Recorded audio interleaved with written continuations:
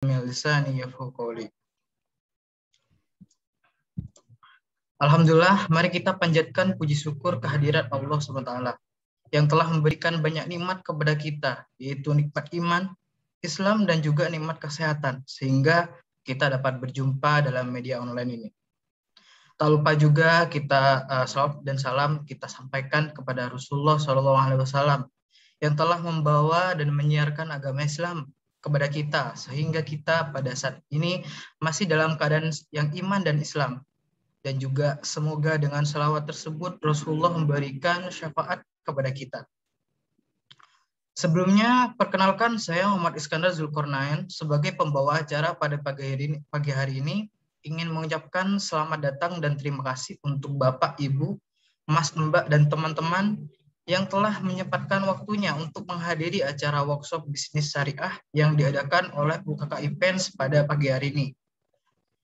Di sini izinkan saya untuk memaparkan program atau acara yang akan dilaksanakan pada pagi hari ini, yaitu dimulai dengan pembukaan yang akan disampaikan oleh Ketua Umum UKKI PENS 2021 dan juga dilanjut dengan tilawah pembacaan ayat suci Al-Quran dan juga dilanjut dengan materi yaitu acara inti pada pagi hari ini.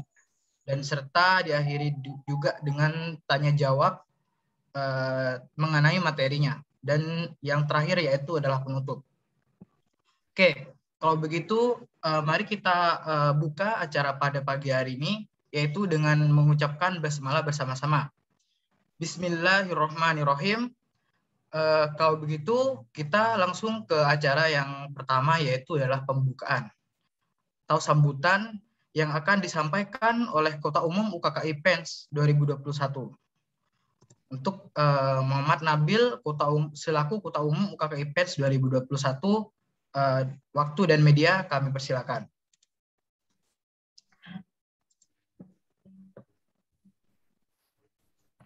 Terima kasih Mas Dadang atas waktunya. Bismillah. Assalamualaikum warahmatullahi wabarakatuh. Waalaikumsalam warahmatullahi wabarakatuh. Alhamdulillah nahmaduhu wa nasta'inuhu wa nastaghfiruh wa na'udzubillahi min syururi anfusina wa min sayyiati a'malina. May yahdihillahu fala mudilla lahu wa may yudlil fala hadiyalah. Asyhadu an la ilaha illallah, asyhadu anna Muhammadan abduhu wa rasuluh. Allahumma shalli ala Muhammad wa ala ali Muhammad. Pertama-tama mari kita panjatkan puja dan puji syukur kita kehadirat Allah Subhanahu wa taala. Berkat karunia-Nya kita masih bisa menghadiri workshop bisnis syariah ini dalam keadaan sehat walafiat. Salawat serta salam tak lupa tetap tercurahkan kepada Nabi Muhammad SAW. Jika bukan karena beliau, perjuangan beliau, mungkin kita tidak akan bisa merasakan nikmatnya agama Islam ini. Yang saya hormati Bapak Suherman Rosyidi selaku pemateri, yang saya banggakan teman-teman panitia dan saya cintai seluruh peserta workshop ini. Izinkan saya menyampaikan sepatah dua patah kata. Jadi sebagai agama yang dianut oleh belahan masyarakat Indonesia, Islam itu memiliki suatu sistem ya dan jalan hidup yang utuh dan terpadu. Jadi mulai bangun tidur sampai tidur lagi itu ada tuntutannya, ada tuntunannya. Jadi setelah bangun tidur itu ngapain, terus nanti waktu bekerja ngapain, terus lepasnya itu ngapain, semua itu sudah diatur dengan agama Islam. Termasuk dalam bisnis juga ya. Jadi masih banyak orang-orang di sana yang meragukan akan bisnis syariah ini. Padahal bisnis syariah ini bisa dilihat adalah salah satu solusi dari problem perekonomian di Indonesia ini ya. Jadi peluang bisnis syariah ini di Indonesia sangatlah besar ya. Jika dilihat dari jumlah penduduknya gitu. Bisa menjadi profit sendiri bagi kita sebagai kemajuan umat Islam. Jadi saya ucapkan terima kasih dari Departemen Jaringan yang menyelenggarakan acara workshop bisnis syariah ini. Semoga dengan kesadaran kita akan pentingnya bisnis syariah ini akan membawa Indonesia lebih maju dan umat ini lebih unggul. Sekian dari saya. Terima kasih. Apabila ada kesalahan kata, mohon dimaafkan. Assalamualaikum warahmatullahi wabarakatuh. Waalaikumsalam warahmatullahi wabarakatuh. Terima kasih atas sambutannya untuk Mas Muhammad Nabil Nuh yang selaku Ketua Umum UKWPens 2021. Oke, untuk acara yang selanjutnya yaitu untuk sambutan dari karena sambutan selaku sambutan untuk Ketua Pelaksana. Nah, berhubung qadarullah Ketua Pelaksana tidak bisa menghadiri, maka saya akan mewakilkan seluruh Ketua Pelaksana dan Panitia untuk acara pagi hari ini. Terima kasih buat teman-teman yang udah hadir. Terima kasih Bapak Ibu dan pemateri juga. Terima kasih. Semoga dengan adanya acara ini, kami selaku panitia berharap dapat dengan adanya acara ini dapat membantu atau bermanfaat bagi teman-teman semua. Oke, baik, kita lanjut ke acara yang selanjutnya, yaitu bacaan ayat suci Al-Quran Tilawah yang akan dibacakan oleh Saudara Naufal Ilham. Dan untuk media dan waktu, saya persilakan. Tes. Suara saya terdengar ya? Dengar. Assalamualaikum warahmatullahi wabarakatuh. A'udzu billahi minasy syaithanir rajim. Bismillahirrahmanirrahim. La uqsimu bihadzal balad wa anta hillum bihadzal balad ووالد وما ولد لقد خلقنا الإنسان في كبد أيحسب أن لن يقدر عليه أحد يقول أهلكت مالا لبدا أيحسب أن لم يره أحد ألم نجعل له عينين ولسانا وشفتين وهديناه النجدين فلاقتحم العقبة وما أدراك ما العقبة فك رقبة أو إطعام في يوم ذي مسغبة يتيما ذا مقربة أو مسكينا ذا متربة ثم كان من الذين آمنوا وتواصوا بالصبر وتواصوا بالمرحمة أولئك أصحاب الميمنة والذين كفروا بآياتنا هم أصحاب المشأمة عليهم نار مؤصدة Shadaqallahul azim. Shadaqallahul azim. Terima kasih untuk Mas Naufal Ilham telah melantunkan ayat suci Al-Quran. Semoga dengan lantunan ayat suci Al-Quran tersebut dapat membuat kita lebih baik dan juga acara ini lebih bermanfaat dan barokah. Baik, untuk acara selanjutnya yaitu adalah penyampaian materi oleh pemateri. Nah, untuk sebelum kita menuju ke materi, di sini saya mengingatkan kepada teman-teman untuk absensi terlebih dahulu. Di kolom chat itu sudah terdapat form untuk mengisi link absensi peserta. Dan juga di sini saya menghimbau untuk teman-teman untuk peraturan untuk pematerinya. Nah, di sini peraturan saat materi berlangsung, yaitu diharap peserta tidak menyalakan mic kecuali sudah diberikan izin oleh MC atau materi ketika sesi tanya jawab setelah materi selesai diberikan. Bila ingin bertanya, boleh di kolom chat terlebih dahulu atau raise hand dan diperbolehkan on mic setelah diperbolehkan oleh MC atau pemateri. Dan diharapkan bagi audiens yang ingin menyalakan kamera, silakan. Dan yang tidak berkenan, tidak nyalakan, tidak apa-apa. Oke, sebelum kita ke materinya, di sini izinkan saya untuk memperkenalkan pemateri yang akan mengisi materi pada pagi hari ini. Beliau adalah Dr. Andes Suherman Rosidi MKom. Beliau pernah menempuh pendidikan Master of Commerce in Economics The University of Wollongong, New South Wales, Australia tahun 1991. Beliau juga berpengalaman bekerja sebagai Ketua Departemen Ekonomi Syariah pada tahun 2013 sampai 2014 dan juga Direktur Program Magister Manajemen Universitas Erlangga pada tahun 1996 sampai 2002. Serta beliau juga pernah bekerja sebagai dosen luar biasa IIUM Kuala Lumpur tahun 2007, Introduction to Macroeconomics Foundation of Islamic Economics. Nah, itu untuk pengenalan pemateri pada pagi hari ini. Baik untuk Bapak Suherman Rosidi. Assalamualaikum Bapak. Waalaikumsalam warahmatullahi wabarakatuh.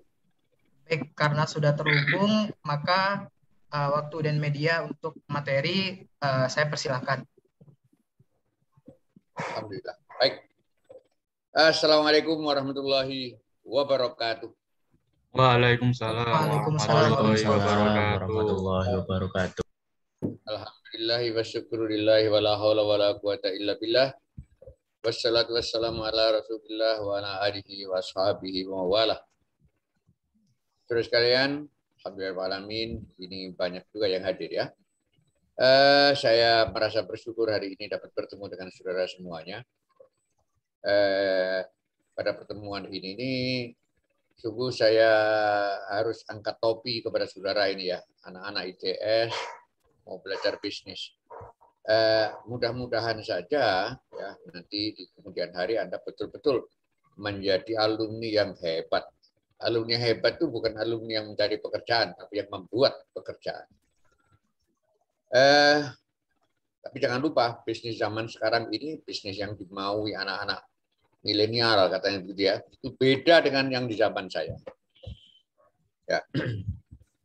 Anda tentu melihat arus bisnis zaman sekarang itu, lihat aja Grab, Bukalapak, Netflix, dan seterusnya itu.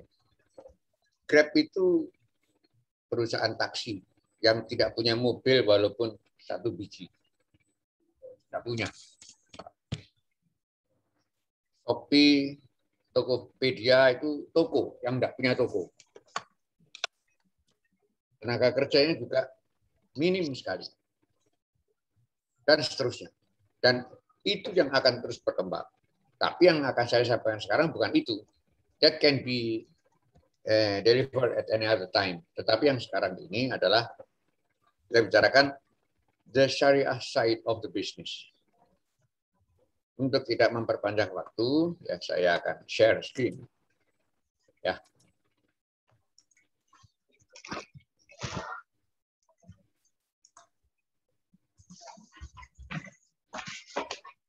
Apakah bisa dilihat? Terlihat, Pak. Oke. Baik, kalian inilah yang akan kita bicarakan. Ya.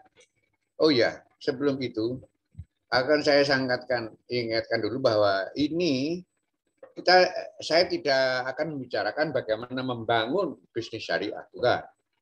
Tapi kita akan membicarakan bisnis syariah itu harus bagaimana. Jadi sudah ada bisnisnya, artinya Anda sudah tahu bisnisnya. Nah, kita sekarang bicara apa karakteristik bisnis syariah.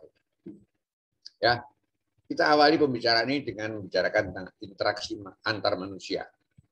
Ya, saya dan saudara sekalian, ya, saudara dengan yang lain dan seterusnya begitu, itu berinteraksi dengan dua cara, albir atau kebaikan dan asyarr, keburukan. Yang keburukan ini tidak akan kita bicarakan ya. bertengkar, saling menipu, dan seterusnya itu asyar, keburukan.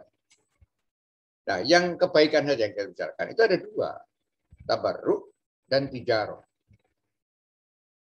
Tabarruan ya, tabarruk itu artinya adalah virtue atau kebajikan atau non business relationship. Tijarah itu bisnis.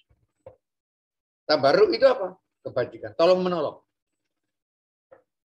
Tolong menolong ya. Anda menggonceng kawan yang akan pergi kuliah, ayo tak gonceng yuk. Misalnya begitu. Tidak untuk minta upah, yang dibonceng pun tidak akan memberi upah. Itu tabarruk. Itu tabarruk. Kalau saya misalnya ya, membuka toko gitu atau rumah makan gitu, siapapun yang datang bayar. Itu tijarah. Bisnis. Ya, kalau saya punya sepeda motor, kemudian saya bekerja sebagai tukang ojek, ya siapa yang naik sepeda motor saya bayar. Itu tijarah. Ya. Nah, ini dikatakan oleh Quran adalah ism wal udwan, dosa dan permusuhan. Isinya ini di dalam surat Al-Maidah ayat 1, ayat 2. Nah, kita kembali ke tijarah tadi ya. Tijarah itu boleh berubah menjadi tabarruk. Tapi tabarruk tidak boleh berubah menjadi tijarah. Aturan mainnya begitu. Ya. Kalau saya tukang ojek, bawa sepeda motor, itu jelas tijarah. Tijarah. Lalu saya melihat Anda di pinggir jalan sedang mencari ojek. Saya ajak, Mas, naik aja. Tidak saya tarik bayaran karena merasa sebagai saudara gitu ya. Tidak saya tarik bayaran. Maka itu adalah apa itu? Tijarah yang saya ubah menjadi tabarruk. Itu boleh. Tapi tabarruk tidak boleh diubah menjadi tijarah. Contoh yang paling gawat aja ya, yang paling gawat. Di dalam Islam, pemberian utang, memberi kredit, itu adalah tabarruk. Tabarruk. Kalau diubah menjadi tijarah, menjadi riba dan haram hukum. Membisniskan utang. Itulah riba. Salah satu bentuk riba yang paling populer. Mengapa ya? Karena sebetulnya di dalam Islam meminjamkan uang itu ada tabarruk. Sama dengan meminjamkan buku, meminjamkan sepeda, gratisan. Pinjam ya pinjam, nanti pinjam buku kembalikan, pinjam sepeda ya kembalikan, itu aja. Nah, pinjam uang itu sama dengan itu dalam Islam. Itu adalah tabarruk. Maka itu tidak boleh diubah menjadi tijarah. Kalau diubah menjadi tijarah, nah jadi riba. Utang 1 juta kembali 1 juta. Titik besar. Dak. Ya.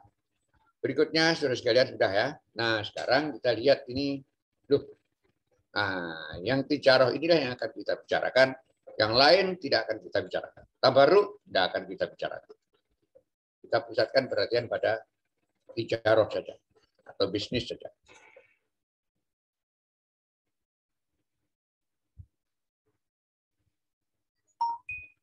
Bisnis itu, saudara sekalian ya, 3.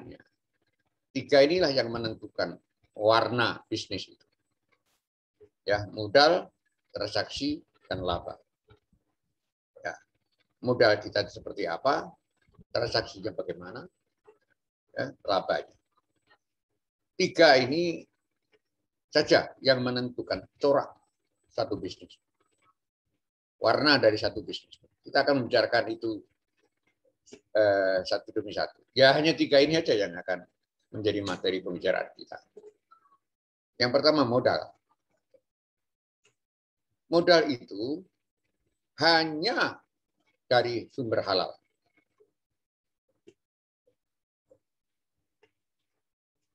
Ya, terus kalian apa itu namanya, sisi-sisinya adalah ini ya. Pertama, tidak menerbitkan obligasi. Obligasi itu adalah surat utang. Dan obligasi itu pasti berbunga. Mengapa obligasi haram? Itu karena dia merupakan instrumen riba. Nah, saham boleh, tapi tidak boleh saham preferred. Ini yang B. Ya, tidak boleh saham preferred. Saham preferred itu apa? Saham preferred kita tahu bahwa pemegang saham itu berhak mendapatkan bagian laba atau dividen. Ya, laba, bagian dari laba perusahaan. Nah, di antara dividen itu tentu besarnya naik turun. Kalau laba perusahaan itu banyak, ya masing-masing lembar saham itu mendapat dividen yang banyak. Kalau sedikit, kalau laba perusahaan turun, ya turun juga dividen. Kecuali saham preferred. Saham preferred itu adalah saham yang besarnya dividen dijamin. Misalnya ini saham preferred ini kalau Anda beli, Anda pasti akan mendapatkan dividen sebesar sekian rupiah. Menentukan imbalan dengan pasti seperti itulah yang disebut riba. Itu adalah riba yang ditempelkan pada saham. Saham itu sendiri halal karena saham itu bagi hasil. Ya, bagi hasil, bagi laba itu. Tapi ketika ditempeli preferen, dia menjadi tetap besarnya dividen tadi. Yang terakhir, tidak mengambil kredit dari bank konvensional, ya karena bank konvensional itu riba. Itu apa itu? Terminalnya riba itu. Di situ riba itu keluar dan ke situ dia masuk. Bank konvensional maupun lembaga-lembaga pembiayaan konvensional, ya, bukan hanya bank, tetapi asuransi juga, koperasi juga, gadai juga.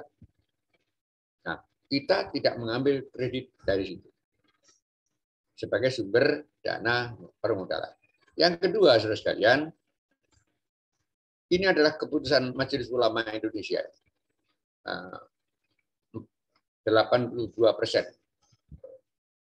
Perbandingan utang dan modal itu adalah 45 Pak, dibanding 55. Dan itu hasilnya 82%. So, itu maksimum. Tidak boleh. Kalau lebih dari itu berarti utangnya lebih dari 45%. Atau modalnya kurang dari 55.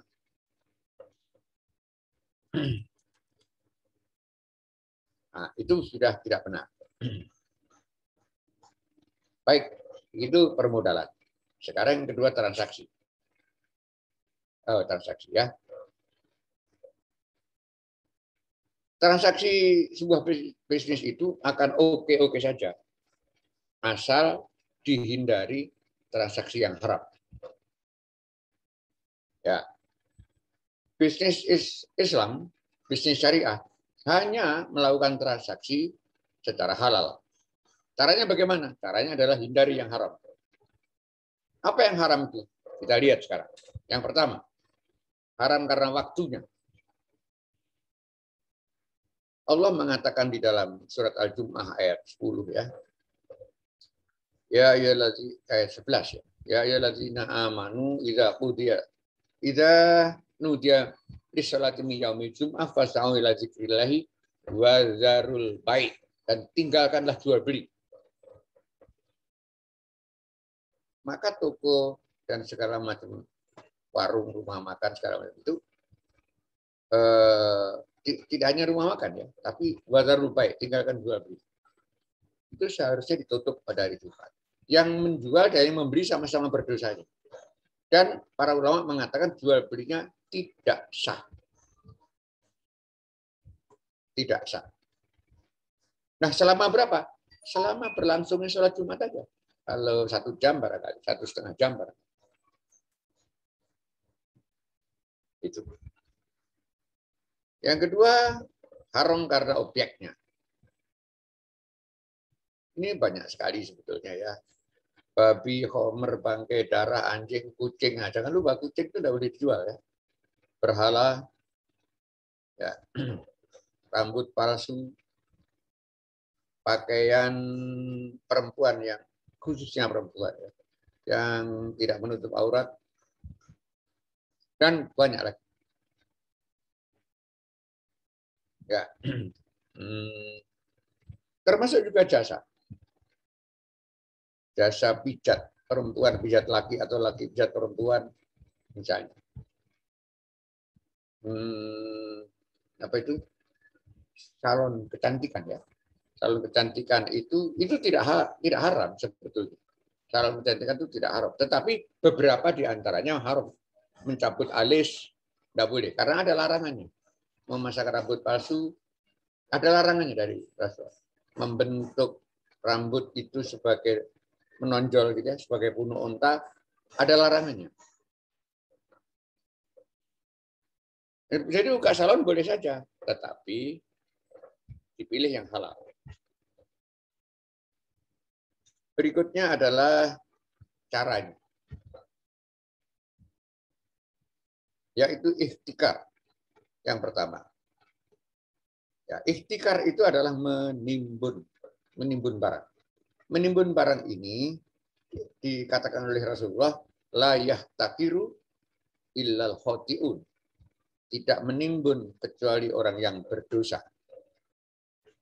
Tapi dalam hadis-hadis yang lain Rasulullah mengatakan ya bahwa setelah kita himpun, kita tahu bahwa ihtikar itu baru dilarang apabila salah satu dari 3 kondisi terpenuhi. Ihtikar ya, menimbun. 1, yang ditimbun itu barang penting. Jadi kalau barang tidak penting, boleh tidak ditimbun. Barang penting itu apa? Barang penting itu kalau menurut istilah ekonomi, barang yang elastisitasnya inelastis. Barang yang elastisitas permintaannya inelastis. Itu mesti memenuhi 5 kriteria. 1, tidak ada atau hampir tidak ada penggantinya. Ya, pengganti yang baik. Misalnya kalau ballpoint gitu, banyak penggantinya. Di pasar itu ada berapa puluh merek ballpoint. HP gitu misalnya. Anda menimbun HP sampai 2 gudang boleh aja. Karena apa? Karena penggantinya banyak. Nomor 1 tidak ada penggantinya. Nomor 2 murah atau relatif murah. Nomor 3 penting. Sehingga mengganggu kehidupan apabila tidak diberi. Nomor 4 tidak awet. Barang itu bukan barang awet ya, tidak awet. Nomor 5 barang itu serbaguna. Banyak gunanya. Contoh ya garam. Garam itu banyak sekali gunanya. Garam itu memenuhi kelima-limanya. Tidak ada penggantinya. Ini contoh ya. Tidak ada penggantinya, penting, murah, tidak awet, dan apa itu namanya serbaguna. Membuat es puter juga pakai itu. Membuat obat-obatan, kimia farma segala macam itu salah satu bahan bakunya garam. Ya, apalagi untuk masak sudah jelas seluruh pemasak itu menggunakan garam. Ini contoh. Jadi 1 adalah ihtikar itu barang penting. Barang penting itu barang yang permintaannya inelastis. Ya. Nomor 2, ihtikar itu baru dilarang apabila penting 1 ya. Nomor 2 adalah sendirian. Contoh, saya menimbun beras. Oh, tunggu dulu. Itu yang terakhir. Yang kedua adalah Penimbun itu baru berdosa kalau dia mengharap harga naik. Mengharap harga naik. Kalau tidak mengharap harga naik, tidak menimbun namanya. Maka disebut manipulasi pasar, karena ihtikar itu adalah false supply, penawaran palsu. Mengakali stok barang. Contohnya, saya menimbun beras 2 ton, 10 ton di gudang saya. Dengan harapan supaya supply beras terputus atau terhambat. Mestinya beras saya itu mengalir ke pasar, tapi saya hambat. Tidak mengalir ke pasar. Itu. Dengan harapan apa? Dengan harapan, dengan begitu nanti harga akan naik. Kalau harga naik, nah baru saya jual sedikit demi sedikit. Ya, yang tidak mengharap harga naik apa ada? Ada. Contoh, petani. Petani berpanen. Dia panen 2 ton misalnya. Dan rencananya mau dikonsumsi sendiri. Maka disimpan di rumah, di lumbung. Di lumbung. Ya. Setiap hari diambil sedikit untuk dimakan. Dia tidak mengharap harga tinggi, tidak. Dia hanya, ya nggak mungkin makan semuanya bareng kan. 1 ton misalnya, nggak mungkin. Atau begini, saya punya toko beras, misalnya ya. Toko saya itu nggak besar, sehingga beras yang saya displaykan di ruangan depan toko itu display supaya dilihat konsumen, itu ya hanya paling-paling 5 kilo. Tapi di gudang saya mempunyai 5 kuintal. Apakah 5 kuintal di gudang saya itu ihtikar? Tidak, karena saya tidak menunggu harga mahal.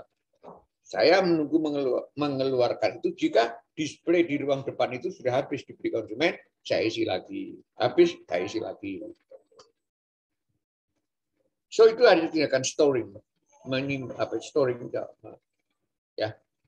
Bukan ihtikar, bukan hoarding. Ihtikar itu hoarding. Storing itu menyimpan.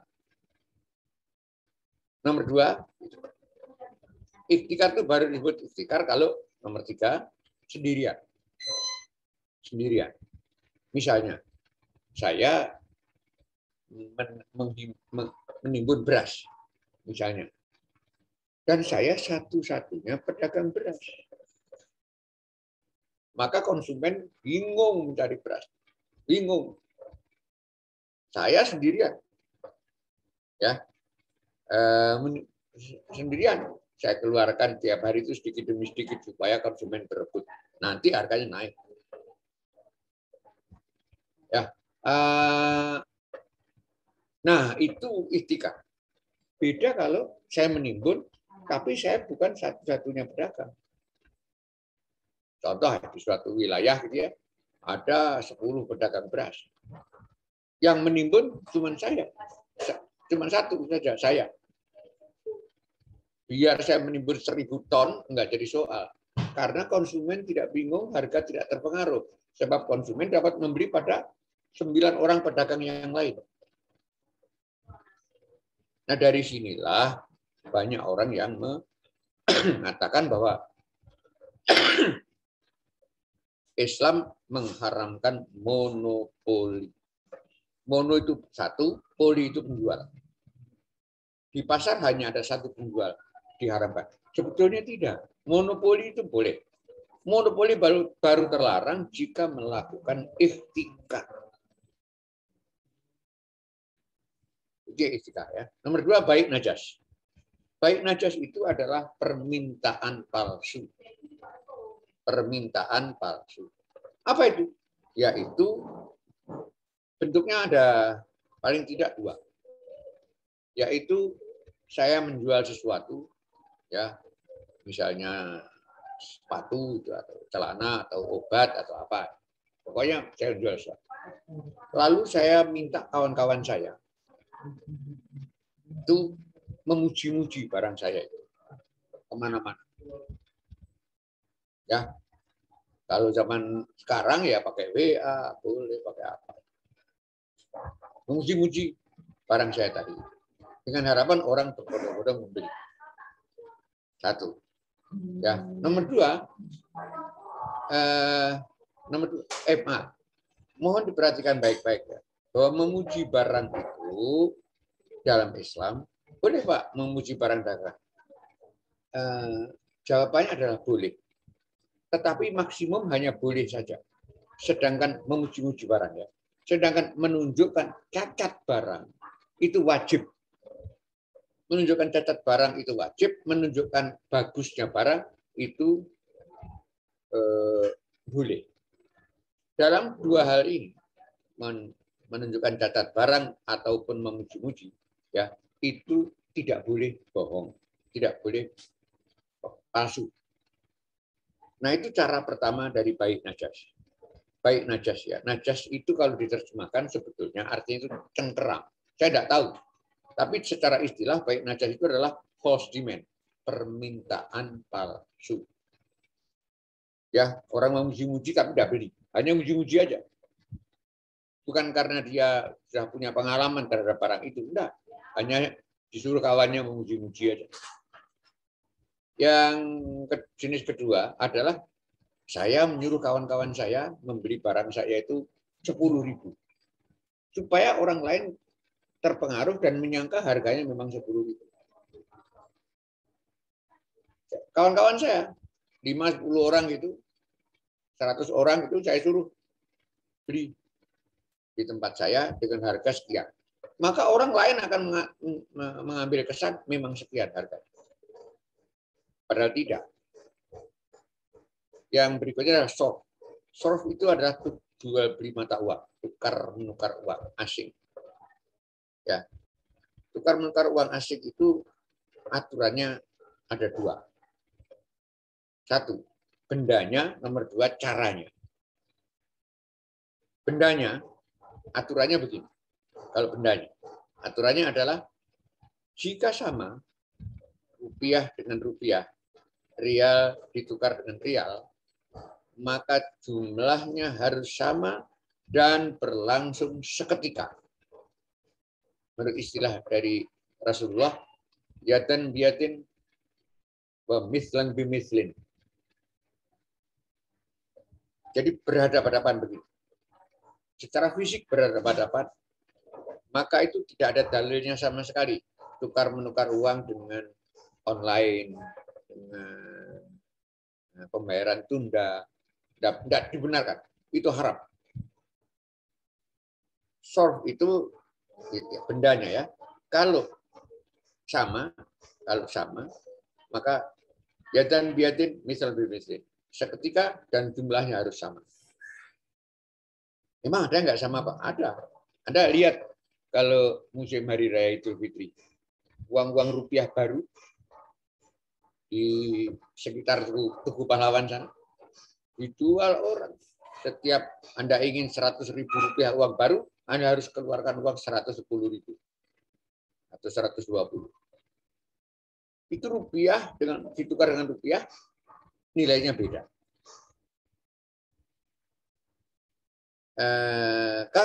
Nomor dua, jika barangnya tidak sama,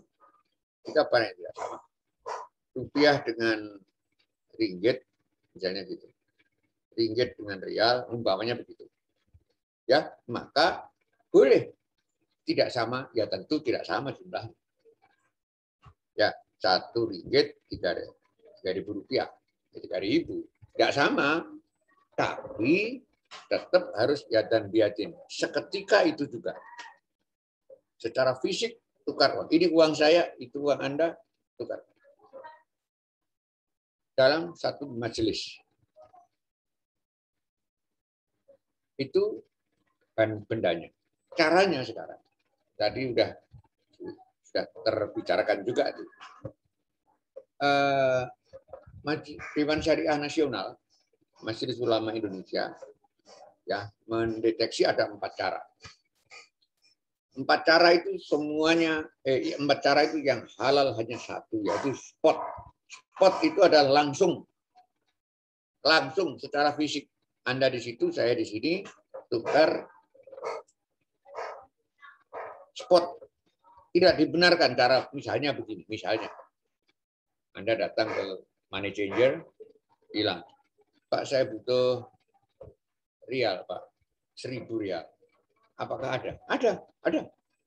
Oh, berapa harganya? Sekian. Dikasihkan. Anda kasihkan uang Anda sekian juta rupiah. Tapi gini Mas, itu kata dia. Sekarang cuma ada 700 rial. Yang 300 nanti sore ya. Nah, itu enggak boleh. Kalau yang ada sekarang 700, ya 700 saja. Yang 300 nanti sore. Kasihkan uang rupiahnya, tukar dengan rial.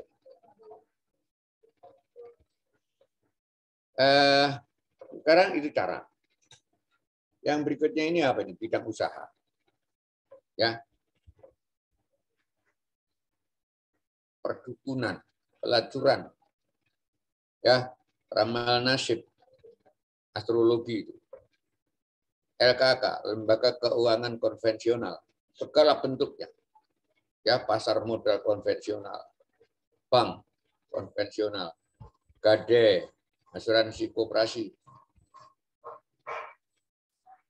Semua bentuknya pasti melibatkan riba, minimum riba. Minimum riba. Ada kemungkinan yang lain-lain lagi. Di dalam pasar modal misalnya, banyak sekali praktek baik al-maktum, jual beli barang yang tidak ada. Mereka sebut itu dengan bahasa Inggris short selling. MLM konvensional. MLM konvensional itu haramnya ada 13. Ya. Ya itu memerlukan waktu tersendiri untuk membicarakannya. MLM itu boleh. Asal yang haram-haram itu ditinggalkan. Berikutnya adalah ini. Bai al-ghoror. Ghoror itu adalah jual beli yang pembeli dan penjualnya sama-sama tidak tahu. Ya, menjual madu yang belum diunduh, belum diambil dari sarang lebah itu. Ya udah, itu madu itu sekian. Padahal masih di sana madu. Mengambil upah dari perkawinan binatang. Dari perkawinan binatang. Nggak boleh, karena baik pemilik binatang jantan maupun betina sama-sama tidak tahu. Nantinya dari perkawinan binatang itu akan terjadi kehamilan apa tidak. Kalau ada kehamilan, bayi binatang itu jantan apa betina? 1 apa 2? Lahir hidup atau mati? Tidak tahu. Serba gelap. Itu minta upah, nggak boleh. Ghoror atau tagrir. Tidak diketahui oleh kedua belah pihak. Yang kedua tadlis. Tadlis itu diketahui oleh salah satu pihak. Biasanya penjual. Jual barang yang punya cacat. Penjual tahu, pembeli tidak tahu.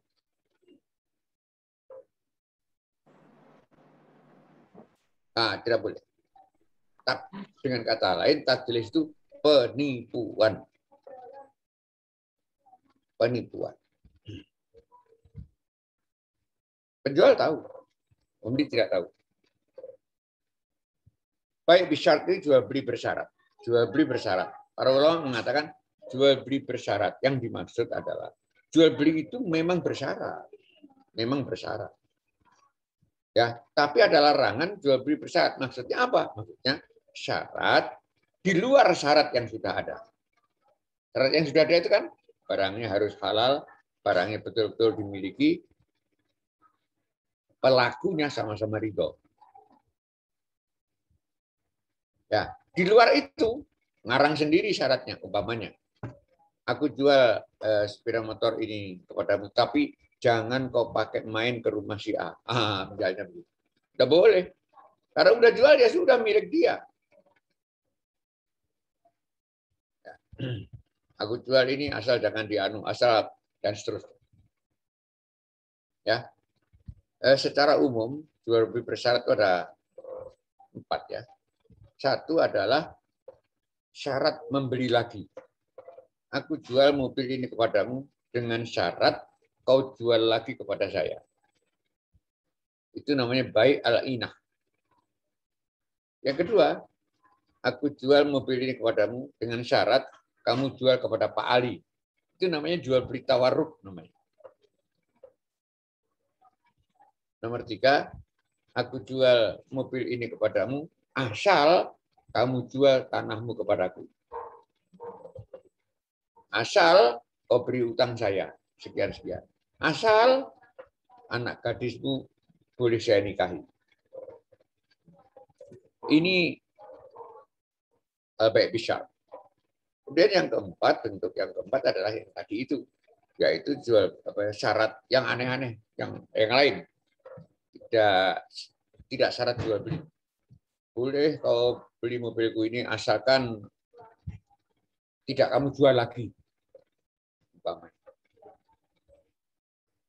Berikutnya maisir. Maisir ini judi ya, spekulasi. Spekulasi. Ya. Istilah Inggrisnya itu adalah game of chance. Ya, kita menang atau kita kalah karena kebetulan, bukan karena perhitungan. Kalau perdagangan itu karena perhitungan. Saya bisa menang, bisa kalah dalam berdagang karena perhitungan. Tapi kalau kebetulan, ini yang tidak boleh. Ini maisir. Kemudian riba. Riba itu ya bunga lah. Bunga. Ya. Kemudian baik al-maktum, ini jual beli yang barangnya tidak ada. Ini banyak dilakukan oleh bisnis daring ya, online bisnis. Ya. Barang yang tidak ada itu maksudnya salah satu di antara bentuk yang tidak ada itu adalah barang yang belum saya miliki. Contoh ya, contoh.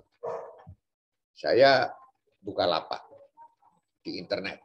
Anda melihat terus ada beli. Misalnya barang itu apa ya? Tas itu misalnya. Anda tertarik dengan tas itu. Lalu Anda bilang, "Pak, saya beli." Baik. Anu kan bayar. Anda transfer kepada saya. Setelah saya transfer, lalu uang ini saya pakai membeli tas tadi itu di supplier. Kemudian saya minta supplier itu mengirimkan kepada Anda.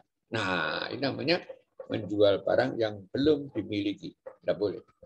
Karena Rasulullah bersabda, "La tabi ma laisa indak." Jangan kau jual barang yang belum kau miliki. Yang tidak kamu miliki. Harus dimiliki dulu. Kemudian baik ta'alluq itu tergantung. Jual beli yang tergantung kepada akad atau perjanjian lain. Ya, contohnya, ya kita sering masuk toko-toko itu ya. Ada promo. Gelas cantik, harga normal 15.000. Anda dapat membeli Rp5.000 kalau Anda sudah berbelanja 100.000. Jadi ya, artinya apa itu? Artinya jual beli gelas tadi itu tergantung pada jual beli yang lain. Itu tidak dibenarkan. Ya, jual beli itu free, bebas dari pengaruh mana-mana satu. Dan nomor 2, bentuk selesai. Begitu pembayaran tetap selesai, putus hubungan penjual dengan pembeli. Baik ya, saya teruskan terus kalian. Ini yang terakhir, tempat. Tidak boleh jual beli di dalam masjid. Itu ada hadisnya. Baik, itu transaksi. Sekarang laba. Yang terakhir laba.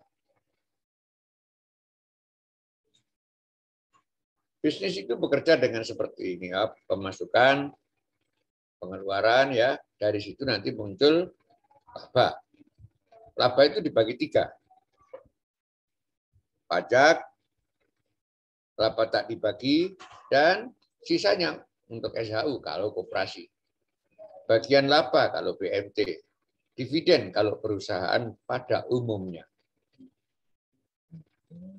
Ya. Nah, persoalannya sekarang adalah ini.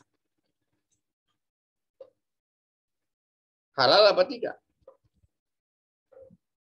Kalau labanya tidak halal, seluruhnya tidak halal. Ya, pajaknya nggak beres, ini dividennya nggak benar, laba yang tak dibagi dimasukkan lagi ke dalam perusahaan juga nggak benar. Apa yang harus kita perhatikan untuk bicara laba ini? Banyak.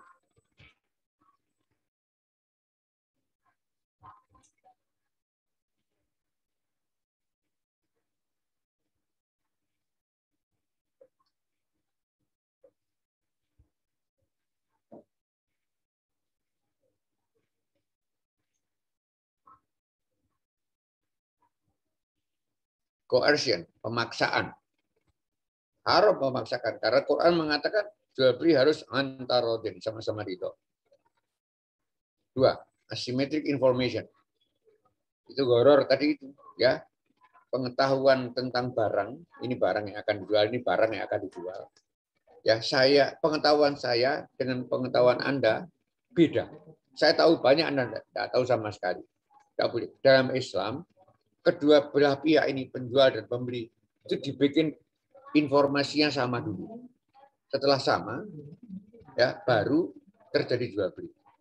Caranya bikin sama bagaimana? Rasulullah mengatakan, tunjukkan cacat atau aibnya. Maka itu Nabi mengatakan, la yahilu li ahadin ba'a syai'an fihi aibun min akhi illa bayyana. Tidak halal seseorang menjual barang yang punya cacat kepada orang lain sebelum dia terangkan cacatnya, walaupun tidak ditanya. Mereka deception itu penipuan, ya penipuan, ya merek palsu,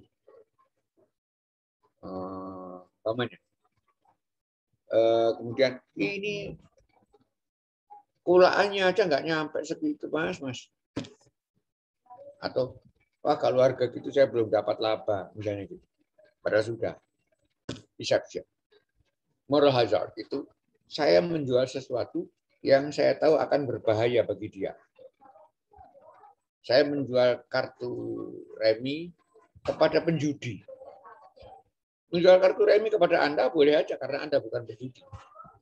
Tapi kalau saya tahu sana penjudi, saya nggak boleh ya.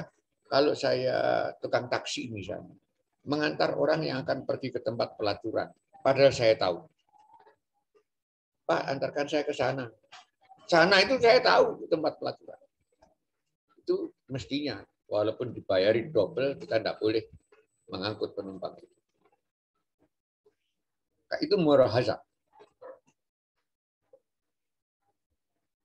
Kemudian ini tadi sebagian besar sudah kita bicarakan ya. Baik ghairu tamlik, menjual tanpa memiliki. Jadi barang yang belum memiliki. Gharar, ini tadi itu ya, tak jelas bagi kedua belah pihak. Ini riba, ini maisir, ini haram, barang haram dijual ya. Urbun itu uang muka. Karena uang muka itu kalau saya bayar, terus jual beli batal, uang mukanya hilang.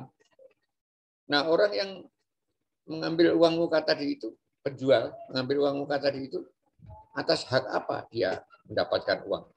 Harusnya dia kembalikan. Najas, tadi sudah kita bicarakan, najas memuji-muji barang atau bikin harga palsu. Tain bitain, ini menghutangkan barang hutangan. Baik bibaik itu adalah membeli barang yang sedang ditawar orang lain. Tidak boleh. Inah ini adalah menjual dengan syarat membeli kembali. Yang tadi sudah kita bicarakan. Kemudian indal Jum'ah ini hari Jumat. Mestinya masih banyak lagi, tapi ini tidak cukup tempat. Terus kalian untuk perusahaannya itu sekarang. Sekarang untuk manajemennya. Itu untuk perusahaannya tadi. Yang sudah kita bicarakan. Sekarang untuk manajemennya. Ya, pengelolaan. Maka kita mengenal adanya 3 jenis manajemen perusahaan. Saya ambil dari bukunya Carroll, judulnya adalah Business and Society. Immoral management, moral management, dan amoral management. Emang immoral dan amoral beda, Pak? Beda. Ya, kita lihat yang satu demi satu. Immoral. Ya, ini norma-norma etikanya adalah segala macam tindakan, perilaku, keputusan seterusnya itu secara merupakan oposisi positif terhadap moral, terhadap etika, terhadap agama. Perusahaan mucikari, perusahaan penyelundupan, perusahaan pemalsuan barang, apalagi berdagang atau perusahaan ganja misalnya. Kedua, motifnya apa? Egois, mementingkan diri sendiri. Ya, manajemen itu hanya peduli dengan keuntungannya atau keuntungan perusahaan. Selain itu tidak. Ya, goalnya apa? Tujuannya profitabilitas.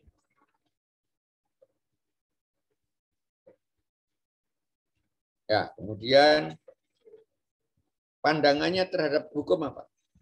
Standar hukum itu dianggap hambatan yang harus dilompati. Cari akal, cari cara supaya dapat melompati hukum. Memang melanggar hukum sudah sejak awal.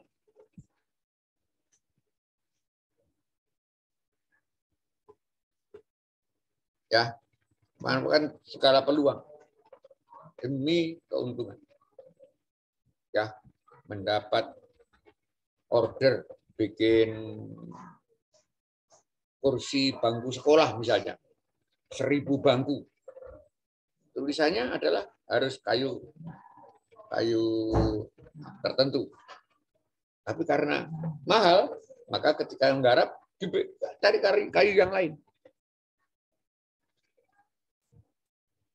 Umpamanya cut corners. Itu. Ya.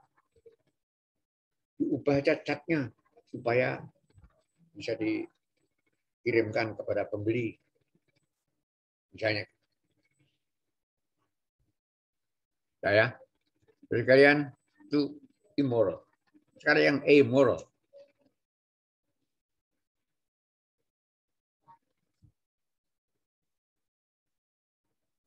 Ya, tidak bermoral dan tidak tak bermoral. Jadi mereka tidak peduli moral. Moral itu tak peduli moral, bukan tidak bermoral. Kalau tidak bermoral itu immoral. Kalau amoral itu tak bermoral, tidak peduli kepada moral. Maka itu dia itu bukannya bermoral, tapi juga bukan tak bermoral. Yang penting itu jalani perusahaan, jalankan perusahaan itu aja. Ya. Niatnya baik, cuma egois. Ya. Dampak kepada orang lain tidak dipertimbangkan. Dampak kepada pihak lain siapapun juga. Caranya bagaimana? Ya. Tujuannya ini. Ya. Nah, ini. Hukum diikuti. Diikuti panduan etika itu. Ya. Tapi yang tersurat saja. Pertanyaan mereka itu selalu adalah apa yang dapat kita lakukan tanpa melanggar hukum. Contohnya, TV. Perusahaan TV itu pedomannya adalah undang-undang apa itu? Undang-undang tontonan ya. Apa namanya itu? Itu aja. Penyiaran, undang-undang penyiaran. Contohnya ya. Maka itu coba lihat TV itu, semua TV itu. Pagi hari sangat Islami. Siang sedikit bermaksiat. Kedua-duanya ini nggak diatur dalam undang-undang penyiaran. Maka itu dia tidak apa-apa. Maksiat menontonkan aurat wanita di dalam layar TV, nggak apa-apa. Wong itu tidak melanggar undang-undang. Itu. Hotel. Hotel. Saya punya hotel, umpamanya. Ya, datang tamu, ya saya silakan tidur. Lalu datang sepasang orang. Laki perempuan. Tidak saya tanya, suami istri atau bukan. Enggak. Ya silakan gitu aja. Benar secara undang-undang. Tapi salah secara moral. Salah secara etika.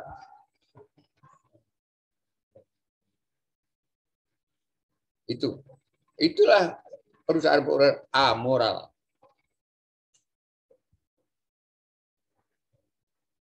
Manajer memegang kendali bebas ya, atau bebas memegang kendali ini bebasnya 2 kali. Etika pribadi mungkin berlaku, tapi hanya jika manajer prefer to that. Otherwise, no personal ethics ya, etika pribadi. Baik, saya teruskan ini yang terakhir, sekalian moral. Nah ini. Bisnis syariah hanya menempuh ini. Ya.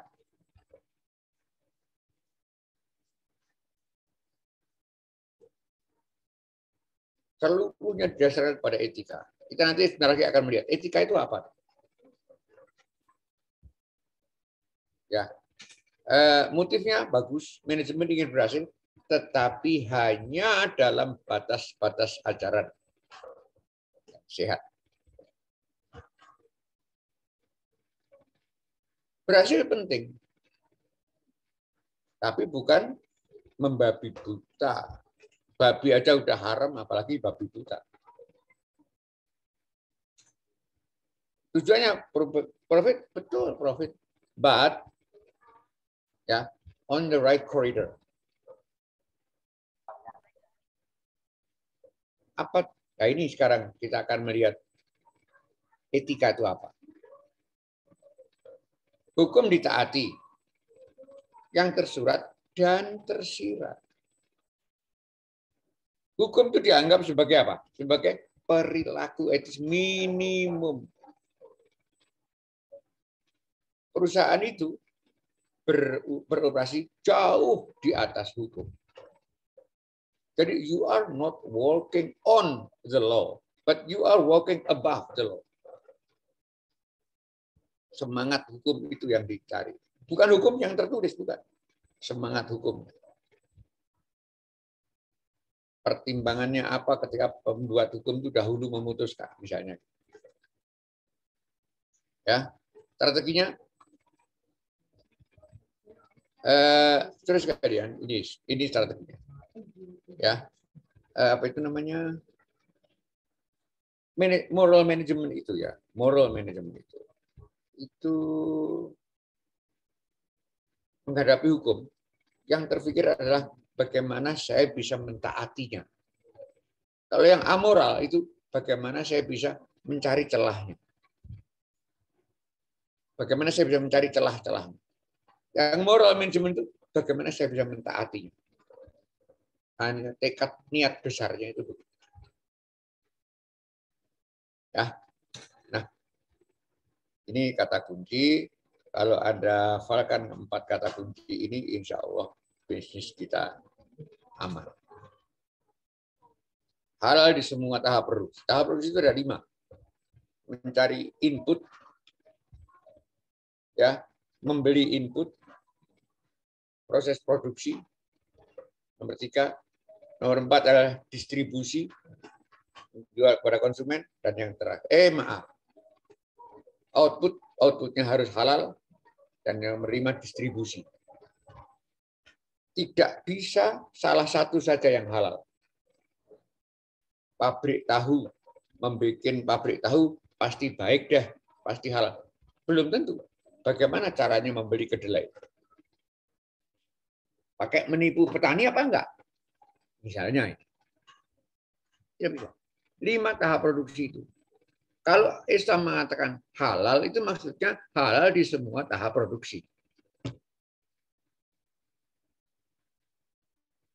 Itu. Dosen misalnya. Pekerjaan baguskah itu? Bagus. Tapi kalau dosen ekonomi dan mengajarkan riba, ya haram, walaupun jadi dosen. Saya ini dosen ekonomi. Saya mengajarkan riba di kelas. Tapi saya bilang, ini haram.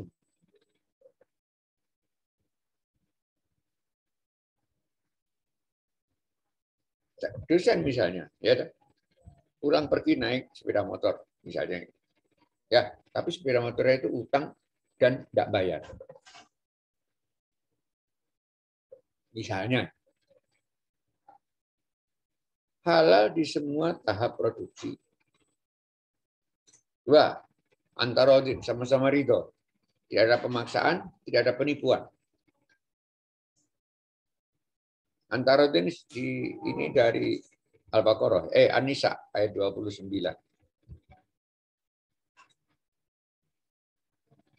Barang-barang atau jasa itu disertifikasi halal. Yang perlu disertifikasi. Yang tidak, jualan kacang misalnya, tidak usah sertifikat halal. 4, pemilikan sempurna. Pemilikan sempurna itu apa tuh? Pemilikan sempurna itu pemilikan memiliki dan menguasai. Ya, contoh ya.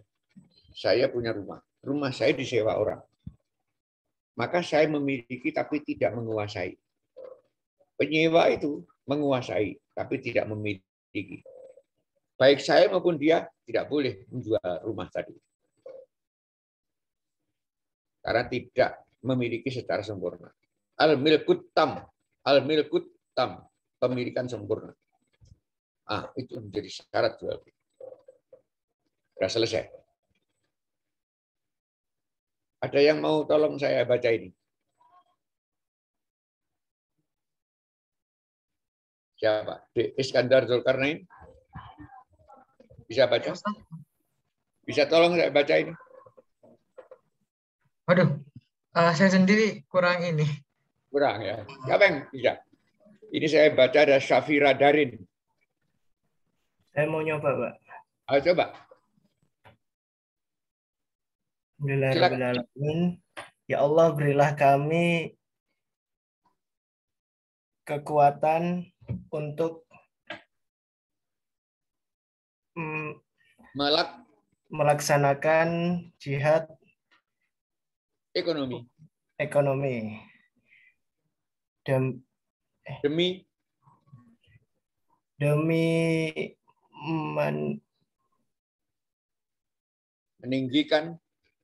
Demi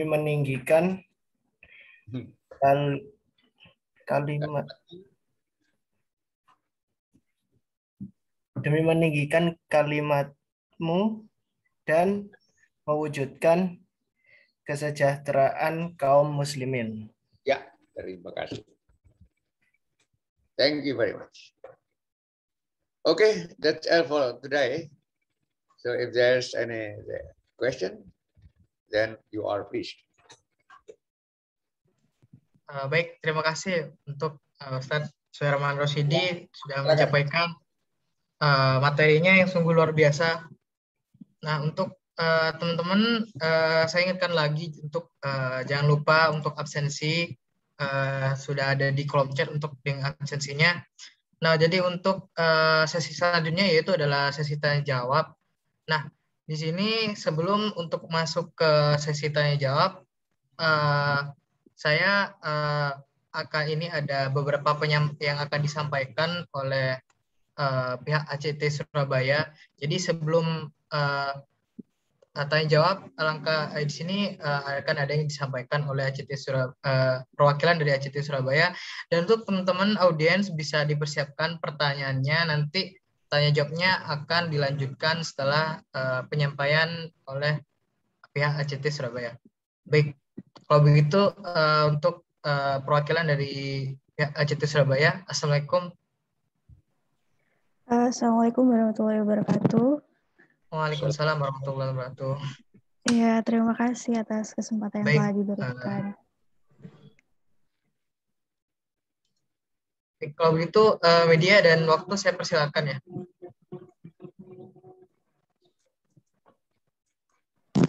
Saya boleh share screen? Baik, untuk dulu ini.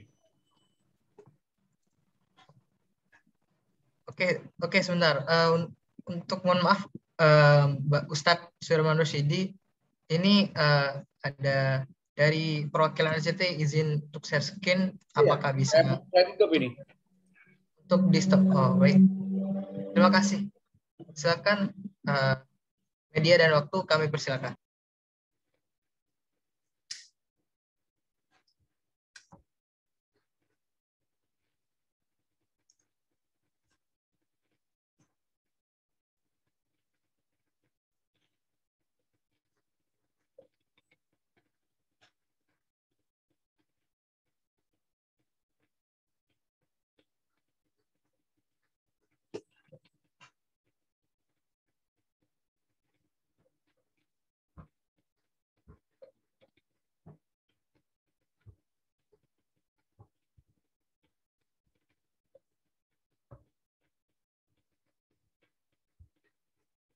Mohon maaf, ini suaranya belum terdengar. Apakah memang ini?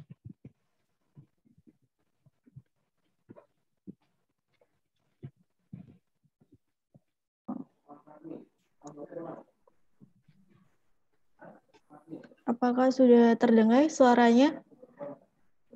Ya, suara Anda aja. Suara Oke. Tidak apa-apa lah. Iya. Kalau udah diperlukan ya enggak. Tapi kalau diperlukan ya harus.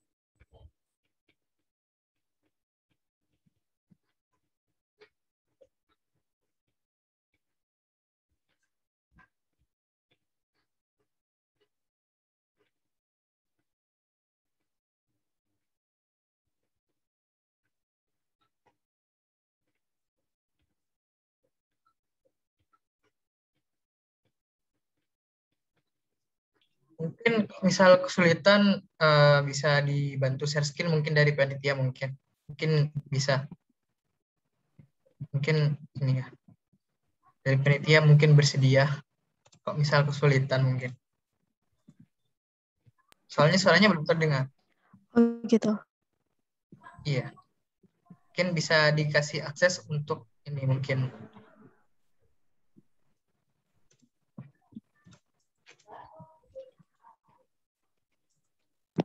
Oke.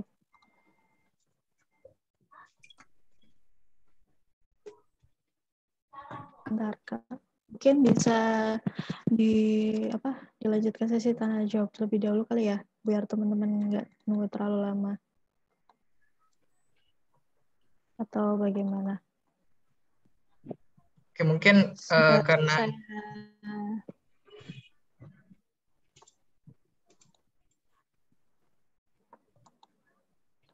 kalau gitu ini lanjut tanya jawab aja mungkin ya.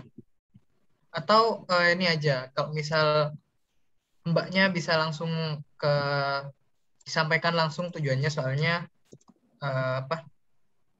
kok emang waktunya ini terkendala di waktu, mungkin bisa langsung disampaikan atau gimana? Oke, siap. Baik. Baik. Mungkin videonya tanpa suara, tapi sembari saya menjelaskan sedikit tentang apa itu ACT. Jadi ACT teman-teman sendiri adalah Aksi Cepat Tanggap, suatu organisasi kemanusiaan yang ada di Indonesia, di mana kami berdiri semenjak adanya bencana alam yang ada di Indonesia, yaitu pertama kali bencana tsunami Aceh. Nah, karena bencana-bencana ini yang terus terjadi di Indonesia tidak hanya bencana alam saja yang kita tahu, tapi juga bencana kemiskinan, sehingga kita berusaha untuk meluaskan manfaat lebih lagi kepada masyarakat di Indonesia, tidak hanya masyarakat Indonesia, tapi kita juga mencapai kancah global, yaitu saudara-saudara Muslim yang ada di luar sana seperti Palestina, Rohingya, dan lain sebagainya. Kegiatan kami tidak hanya membantu mereka juga, tapi membersamai mereka sehingga mereka bisa bangkit bersama-sama.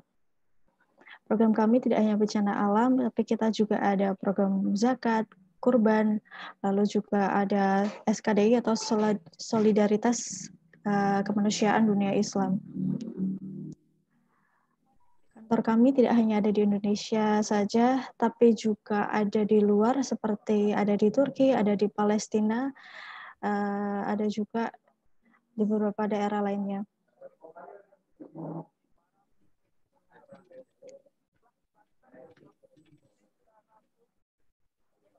Seperti yang teman-teman lihat, aksi kami sudah menjangkau di seluruh kawasan wilayah Indonesia di 34 provinsi dan juga berbagai negara.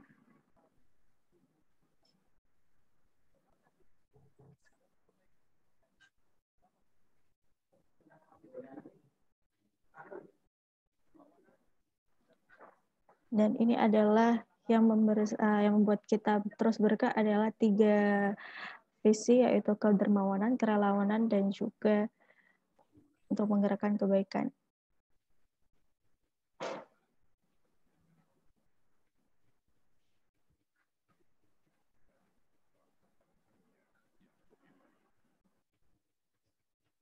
Seperti yang teman-teman lihat, itu adalah beberapa aksi kami yang sudah meluas di berbagai kancah negara, tidak hanya Indonesia saja.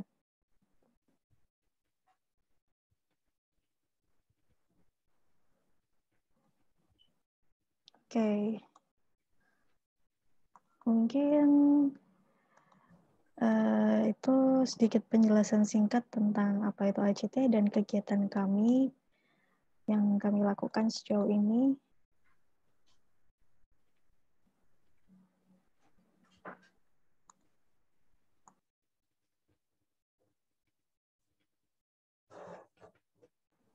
Untuk waktu dan tempat mungkin saya kembalikan lagi ke MC. Baik, terima kasih untuk CT Surabaya. Jadi di sini saya kembali menyampaikan lagi ke teman-teman, di sini ACT Surabaya adalah sebagai untuk penolong bagi umat-umat di sana yang memang lagi butuh bantuan. Jadi untuk teman-teman di sini para audiens yang ingin membantu atau ingin menolong sama manusia bisa disalurkan atau melalui perantara AJT ya teman-teman ya. Di sana meskipun teman-teman nggak langsung turun, bisa juga melalui perantara. Baik, mungkin itu aja mungkin yang disampaikan untuk dari perwakilan AJT Surabaya. Nah, untuk sesi selanjutnya yaitu adalah tanya jawab. Nah, di sini untuk teman-teman saya ingatkan kembali jangan lupa absensi ya. Untuk linknya sudah ada di kolom chat. Jadi itu nanti teman-teman bisa langsung akses untuk absennya. Nah, baik untuk tanya jawabnya sendiri, di sini peraturannya yaitu teman-teman bisa langsung raise hand dan open mic atau juga bisa melalui kolom chat teman-teman. Jadi untuk teman-teman yang ingin bertanya atau ingin memberikan pertanyaan bisa langsung on mic atau raise hand, bisa juga langsung di kolom chat. Baik, untuk teman-teman yang ingin bertanya dipersilakan.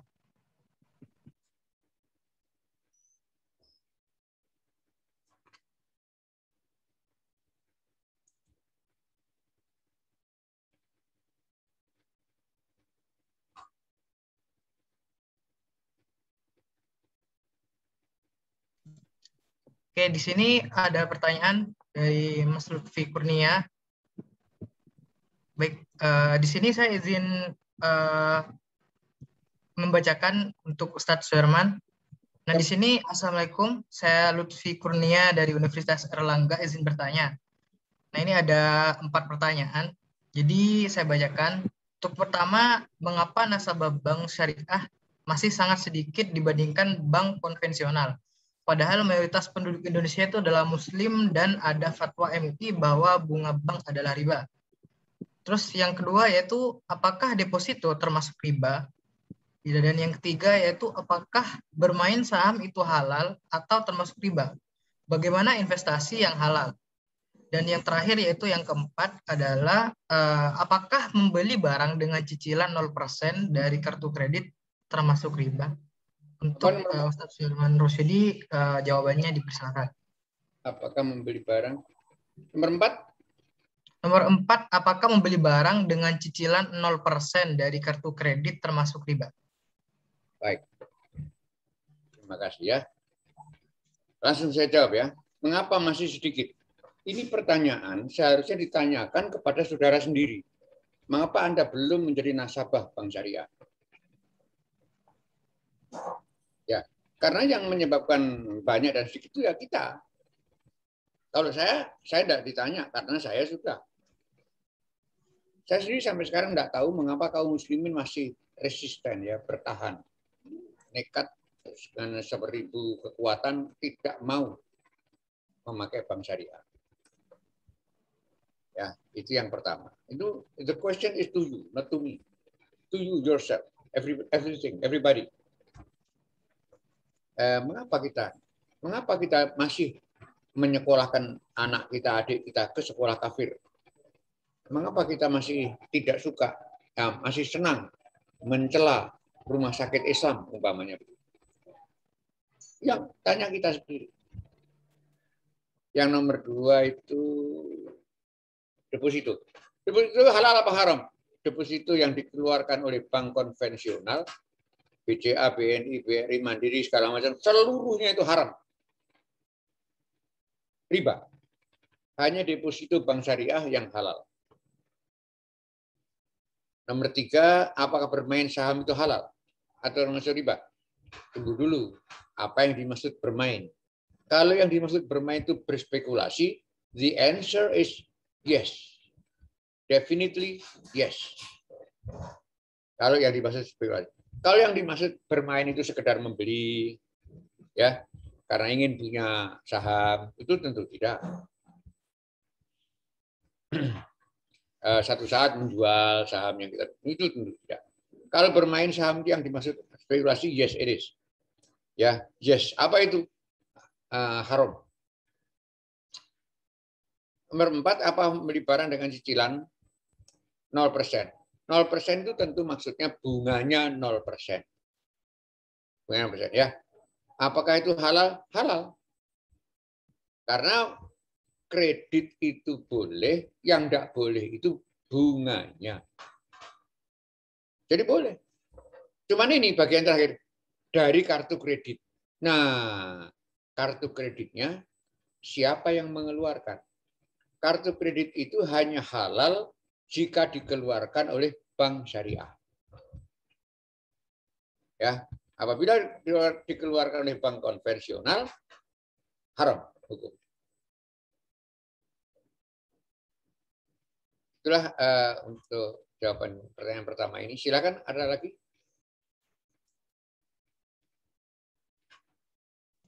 Mohon maaf, koneksi saya terputus. Oke. Tadi sudah terjawab untuk Mas Lutfi ya.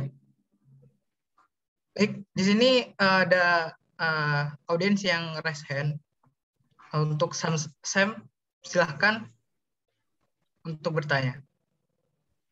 Ini ada pertanyaan dari saudara Tauhid Ismail. Iya. Oh iya, di sini ada yang raise hand terlebih dahulu, Ustadz. Ya. Mungkin dipersilakan dulu. Terima kasih untuk datang. Assalamualaikum Pak Ustadz. Saya Muhammad Samsandi dari PENS. Saya izin bertanya Pak, kalau misalnya saya kerja di perusahaan itu manajemennya amoral Pak, dan saya tahu manajemennya amoral, tapi saya bukan bagian dari manajemen Pak, jadi saya tidak punya ikut campur untuk manajemennya Pak. Hukumnya itu bagaimana Pak? Dan sama yang kalau misalnya contohnya saya jadi tukang sapu Pak di perusahaan amoral, tapi saya tidak tahu kalau manajemennya itu amoral atau enggak. Soalnya tukang sapu itu enggak tahu apa-apa Pak. Itu hukumnya bagaimana Pak? Kalau yang namanya tidak tahu, selama-lamanya dimaafkan dalam Islam itu. Saya makan daging, enggak tahu kalau itu babi, halal. Itu. Ada seorang kiai, ya, disuguhi makanan, lalu makan habis. Setelah selesai makan, orang yang menyuguhi tadi bilang, Pak Yai, tahu enggak dari itu yang saya suka itu babi? Pak Yai itu tertawa. Alhamdulillah. Kok alhamdulillah? Coba enggak Anda tipu. Saya enggak tahu rasanya babi. Sekarang saya cari tahu dan halal. Kan enggak tahu itu semua halal. Cuma ya enggak tahu itu kan ada 4. 1, tidak tahu. 2, pura-pura tidak tahu. Nomor 3, apa itu namanya? Tidak peduli. Ya. Nomor 4 adalah merasa happy karena tidak tahu. Nomor 3 itu tidak mau tahu. Nomor 2 itu pura-pura tidak tahu. Nomor 3 itu tidak mau tahu. Nomor 4 itu merasa beruntung karena tidak tahu. Ya, wes nggak tahu terus saja dah, gitu. Yang benar hanya satu, yang pertama saja, yaitu tidak tahu. Baik, itu untuk saudara siapa tadi namanya? Rasam, Pak. Terima kasih, Pak. Mas Terus tadi Iskandar, yang di chat room ada pertanyaan loh. Iya, baik. Untuk Mas Sam sendiri sudah terjawab? berarti untuk yang sudah tahu itu pasti haram, Pak. Oh iya, kalau tidak tahu itu ya halal. Makan babi aja halal kok kalau tidak tahu. Silakan Mas Iskandar, saya harus menjawab yang mana? Baik, kalau begitu di sini ada pertanyaan dari Rosidasna. Di sini saya akan bacakan. Permisi Pak, izin bertanya. Belakangan ini saya sering menjumpai adanya pelatihan berbayar dengan sistem pembayaran setelah peserta pelatihan tersebut mendapatkan kerja. Bagaimana pandangan Islam terkait hal tersebut, Pak? Yang kedua, bagaimana hukumnya ketika menerima beasiswa dari bank konvensional? Terima kasih, Pak. Yang pertama, apa tadi? Pelatihan ya. Pelatihan. Itu bayarnya nanti, latihannya sekarang, bayarnya nanti. Dalam Islam itu disebut baik assalam. Barang dulu, maaf, bukan. Kebalik. Dalam Islam ya, barang dulu, uang belakangan. Ya, itu namanya baik al-murabahah. Dibenarkan, tidak ada masalah apa-apa. Ya, yang tidak boleh itu kalau ada tipu-tipu. Kalau nggak ada tipuan, nggak ada soal. Itu hadiah dari penjual itu. Yang kedua, apa tadi?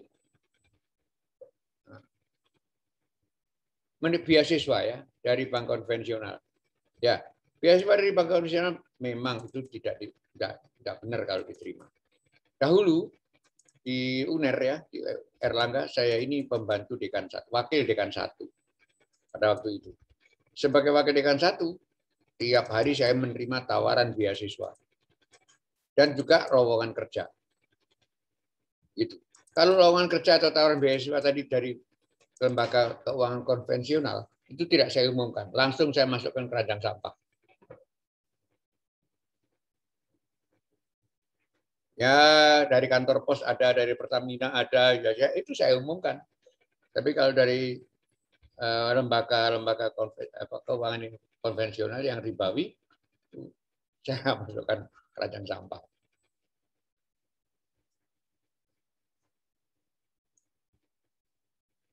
Ada lagi yang lain? Baik, Mas, untuk iya, ada sebelumnya masih ada ini, Pak. Apa? Ya, ini masih ada pertanyaan lagi. Jadi tak tanyakan untuk Mbak Rosi sendiri, Rosi Dasna selaku penanya. Oke. Baik, di sini ada pertanyaan dari Mas Jamil. Sebelumnya mohon maaf tadi di chat Zoom saya tidak ada karena reconnect. Nah, di sini Mas Jamil bertanya, Assalamualaikum, saya Taurisma Fajar Jamil dari Universitas Jember izin bertanya. Apakah bank syariah benar-benar syariah? Dan jika tidak, apakah yang membuat tidak 100% bank syariah aman dari pelanggaran syariat? Terima kasih.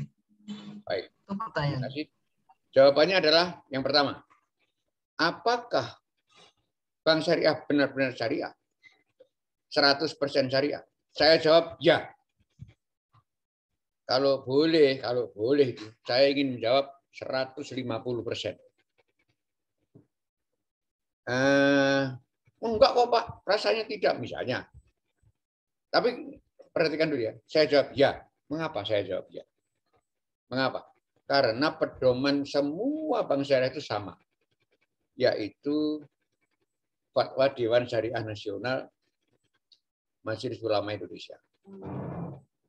Mereka beroperasi berdasarkan itu. Satu. Nomor dua, di setiap bank syariah itu ada DPS, Dewan Pengawas Syariah. Nomor tiga, secara berkala, petugas-petugas dari OJK itu datang mengunjungi bank syariah dan mengecek bagaimana bank itu dijalankan. Oke, itu jawaban pertama.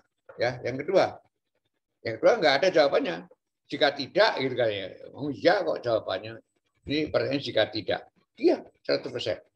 Tapi begini, kalau misalnya saudara penanya dan saudara yang lain berpikiran tidak 100%, misalnya ya, tidak 100%. Enggak pada 100% misalnya. Misalnya Anda berpandangan demikian. Nah, ganti saya yang bertanya. Baiklah, kalau tidak 100%, berapa persen dong? Misalnya Anda menjawab, ya paling-paling 80%, Pak. Nah, kalau 80%, bank syariah itu syar'inya 80, syar'inya, atau tidak syar'inya 20%, misalnya ya. Sedangkan bank konvensional itu tidak syar'inya 100%. Anda pilih mana?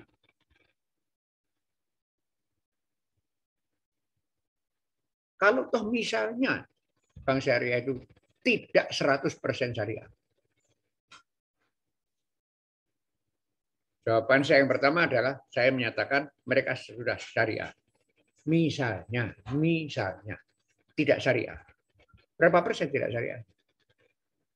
20, 30, 50, 60. Mari kita bicara ekstrim saja. Misalnya bank syariah itu tidak syariahnya 60%. Syariahnya cuma 40. Misalnya loh ini. Misalnya. Tidak syariah 60%. Nah, pilih mana bank syariah dengan bank konvensional yang tidak syariahnya 100%.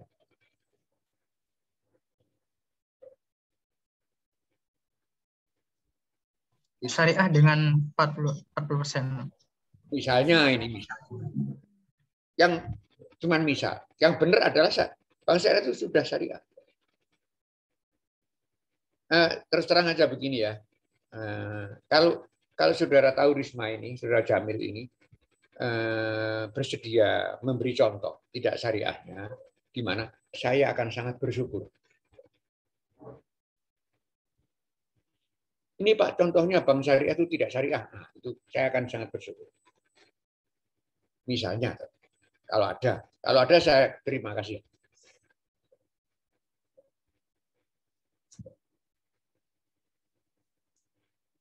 Baik, bisa ke yang Jamil sendiri bagaimana? Pak, ada tanggapan?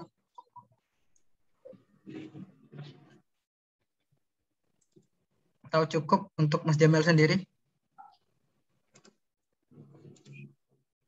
Baik, untuk audiens lain, untuk yang izin bertanya, silakan untuk bertanya karena masih ada waktu beberapa menit lagi.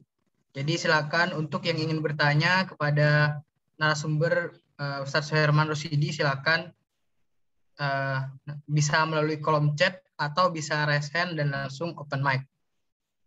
Oke, silakan teman-teman yang ingin bertanya. Baik, ini ada yang raise hand, silakan untuk Saudara Wiratama Sidiki, silakan untuk bertanya. Baik, terima kasih Mas Muhammad Iskandar. Silakan. Assalamualaikum warahmatullahi wabarakatuh. Enggak dengar. Pak. Tes. Apakah sudah terdengar, Pak? Sudah terdengar. Tes. Sebelumnya terima kasih Pak Mas Muhammad Iskandar. Sebelumnya Assalamualaikum warahmatullahi wabarakatuh. Waalaikumsalam. perkenalkan saya Wira dari PENS. Izin bertanya Pak Suhirman ya. Di Indonesia ini kan kita tahu bahwa sekitar 80-90%-nya penduduknya adalah Muslim. Yang saya ingin tanyakan adalah di produk-produk, misalkan saja produk itu produk makanan, Pak. Itu kan ada logo halalnya. Sedangkan jika kita melihat asumsi lebih banyak Muslim daripada yang non-Muslim di Indonesia. Pertanyaan saya adalah kenapa tidak dibuat yang misal ya mohon maaf produk makanan tadi yang haram ditulisi haram saja, sedangkan yang halal tidak perlu ditulisi. Mungkin seperti itu, Pak. Terima kasih. Mengapa tidak ada sertifikasi haram? Mengapa yang dituntut adalah sertifikasi halal? Ya, mengapa? Itu sudah lama menjadi pembicaraan di kalangan majelis ulama. Ya, yang pertama etika. Yang pertama adalah etika. Menyebut ini haram, ini haram, ini haram, itu secara etika melukai orang. Padahal bisa dihindari dengan tidak mengorbankan prinsip, yaitu tulisi aja yang halal, yang halal, yang halal. Maka yang haram itu otomatis akan menjadi haram. Itu yang pertama. Yang pertama adalah etika. Ya. Yang kedua, perusahaan-perusahaan haram itu, perusahaan-perusahaan yang memproduksi makanan haram itu tidak mau dan tidak ada yang mau mendaftarkan diri untuk diberi sertifikasi haram. Itu. Karena MUI itu tidak bisa proaktif, tapi hanya bisa pasif, yaitu menerima permintaan untuk disertifikasi halal. Itu ya, beberapa waktu yang lalu kan Solaria, rumah makan Solaria dan roti Nederland itu apa namanya dari Nederland? Hah? Detok.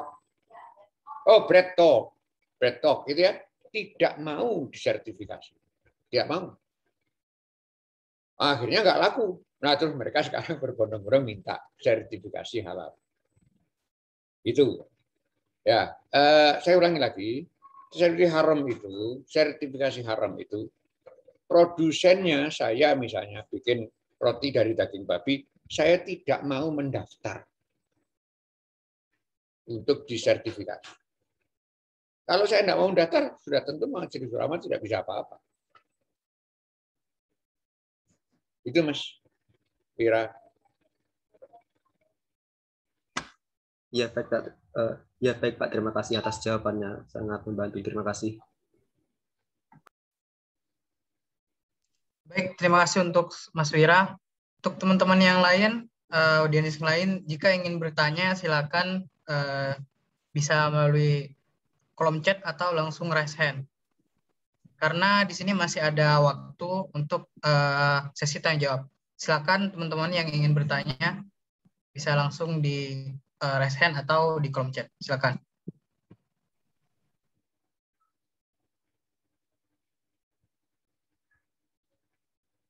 Nah, kalau tidak ada ya sudah. Ini saudara Nabi. Nabi apa Nabil ini? Nabil, Pak. Ya, silakan Mas Nabil. Assalamualaikum warahmatullahi wabarakatuh. Waalaikumsalam warahmatullahi wabarakatuh. Terima kasih atas waktunya. Izin bertanya, Ustadz. Mengapa jika kita kan kalau mau membeli rumah itu ada pilihan kredit dan cash ya, Ustadz. Mengapa kalau kredit dengan bank konvensional itu lebih murah dibanding dengan kredit menggunakan bank syariah ya? Ya. Mohon penjelasannya. Baik, terima kasih. Satu, apakah betul bank konvensional lebih murah? Saya tidak tahu. Saya tidak tahu. Ya, Sekarang misalkan betul. Mengapa? Kalau mengapanya itu mungkin, saya hanya mungkin, ya mungkin. Satu, bank syariah itu waktunya bisa panjang sekali, 15 tahun. Bisa. Mengapa? Bisa. Karena di setiap saat dia bisa mengubah bunganya. Pada tahun-tahun pertama bunganya rendah. Setelah 6 tahun bunganya naik. Nanti 7 tahun atau 8 atau berapa naik lagi. Satu. Nomor 2, bank sudah ya. Bank syariah di sisi lain tidak bisa. Sekali disepakati harganya 800 juta, apapun yang terjadi tetap sekian harganya. Sebab itu dia tidak sanggup, bukan tidak mau, tidak sanggup memberi jangka waktu lama. Karena tidak sanggup, maka cicilannya jadi besar. Karena waktunya pendek, paling banter cuma 5 tahun. Itu nomor 1. Jawaban nomor 1. Nomor 2 sekarang. Kalau memang bank syariah lebih mahal atau bank konvensional lebih murah, terus kenapa? Mau pilih yang haram? Kepada Mas Nabil Nuh ya, saya mau tanya. Kalau daging babi murah, sapi halal, sapi itu mahal, mau makan apa? Sapi. Iya. Kita tidak usah melihat murah mahal, tapi yang kita lihat itu adalah halal haram. 1. Nomor 2, murah dan haram itu tidak bisa diperbandingkan. Nomor 2, barang haram dan barang halal tidak dapat diperbandingkan. Ya, sapi dengan babi enak mana? Enggak bisa. Sapi dengan babi mahal mana? Enggak bisa. Yang bisa begini, halal dengan halal diperbandingkan. Betul dan boleh. Contoh, soto ayam di sini itu enak.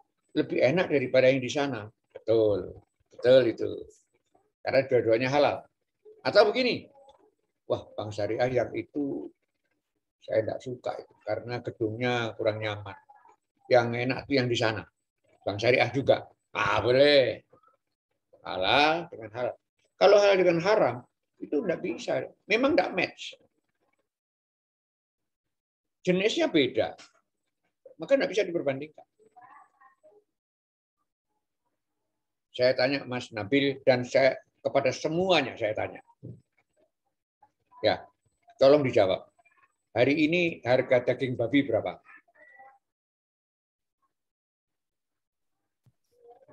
Nggak tahu, Pak. Nggak update. Ya, nggak tahu. Itulah orang Islam. Seharusnya yang haram itu kita nggak usah noleh. Setiap mau beli daging sapi, noleh dulu ke babi. Nggak usah noleh.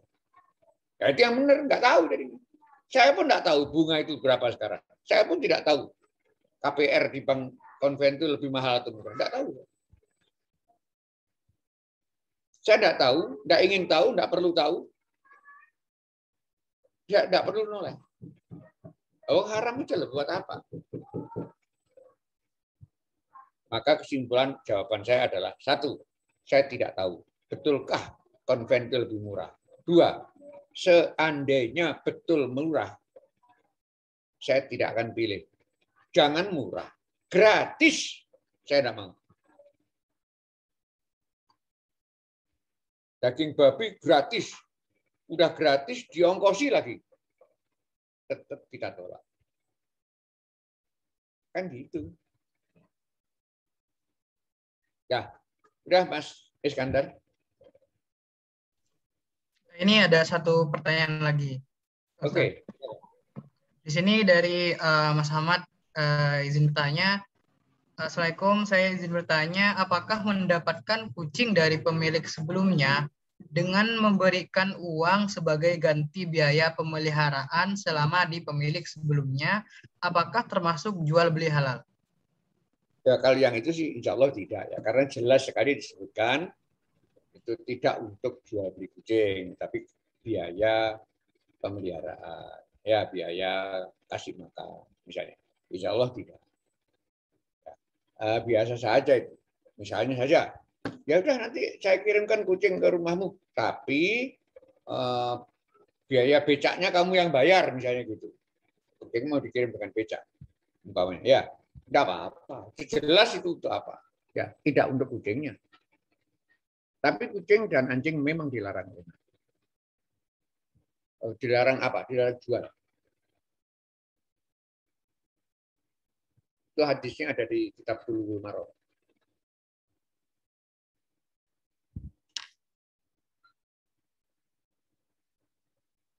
Baik, kalau sudah barangkali. Kalau tidak ada lagi. Ya. Terima kasih. Ini kalau misal mau yang ada yang ingin bertanya, silakan. Ada waktu beberapa menit, sekitar 5 menit untuk bertanya, untuk sesi tanya jawab. Jadi untuk teman-teman, mungkin pertanyaan terakhir mungkin ada yang ingin bertanya, karena masih ada sisa untuk sekitar 5 menitan untuk sesi tanya jawab. Silakan teman-teman yang izin bertanya bisa langsung di kolom chat atau langsung raise hand. Terima kasih. Silakan teman-teman yang izin bertanya.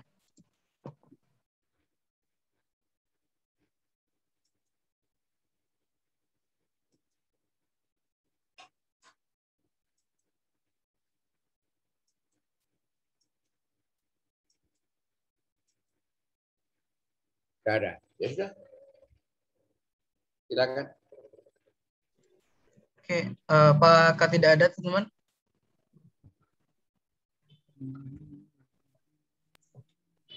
Masih belum ada, Mas Muhammad Iskandar.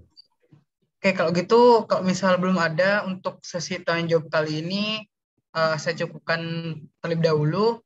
Terima kasih buat teman-teman yang sudah bertanya. Semoga dengan adanya penjelasan dari Ustadz Suherman bisa memberikan manfaat bagi teman dan juga pencerahan bagi teman dalam kehidupan sehari-hari. Nah, sebelum itu saya ingatkan lagi buat teman-teman untuk absensinya jangan lupa ya teman-teman ya. Dan juga ini teman-teman mohon maaf ini ya, absensinya segera diisi. Nah, untuk itu ini mungkin sebagai closing statement ingin ini Bapak Suherman mungkin bisa menyampaikan untuk kepada para audiens sebagai closing statement mungkin untuk kedepannya mungkin bagaimana. Mungkin silakan Ustaz Suherman. Baik. Terus sekalian, pertama-tama sekali lagi saya ucapkan selamat ya. Mudah-mudahan niat Anda mengadakan pembicaraan ya mengenai bisnis syariah ini didasari oleh keinginan Anda untuk berbisnis suatu saat nanti. Ya, itulah sebenar-benar sarjana. Itu yang pertama. Ya, kuatkan tekad, bikin. Yang nomor 2, terus sekalian, saya hanya ingin mengutip pembicaraan Imam Ghazali. Ya, kata beliau, insentif pedagang itu adalah laba. Pendorong bisnismen itu adalah laba. Dan laba seorang bisnismen muslim itu adalah laba dunia akhirat. Bukan hanya laba saja. Nah, dengan mempelajari bisnis syariah yang tadi itu, kita dapat berharap bahwa laba yang akan kita peroleh ya nanti laba seluruhnya, laba dunia akhirat. Ya, itu aja lah dari saya. Baik, terima kasih untuk Ustaz Suherman. Jadi sekian untuk rangkaian acara pada pagi hari ini. Dan saya selaku perwakilan dari panitia ingin menyampaikan terima kasih untuk pemateri Ustadz Suherman Rosyidi. Semoga dengan atas ilmu yang diberikan Bapak kepada teman-teman kita semua bisa menerapkan dalam kehidupan sehari-hari bagaimana kita bisa menjalankan bisnis tanpa adanya ragu-ragu lagi antara halal dan haramnya. Dan semoga dengan adanya ilmu ini kita dapat menjalankan bisnis Islami yang secara Islami yang direstui oleh Allah SWT. Baik, untuk terakhir kalinya saya ingin teman-teman atau audiens sekalian untuk menyalakan kamera untuk sesi dokumentasi. Jadi untuk teman-teman yang bisa menyalakan kameranya, mohon silakan untuk menyalakan kamera untuk sesi dokumentasi untuk pada acara kali ini. Jadi teman-teman yang berkenan untuk menyalakan kamera, silakan untuk menyalakan kamera ya teman-teman ya, untuk sesi dokumentasi. Oke. Monggo teman yang berkenan.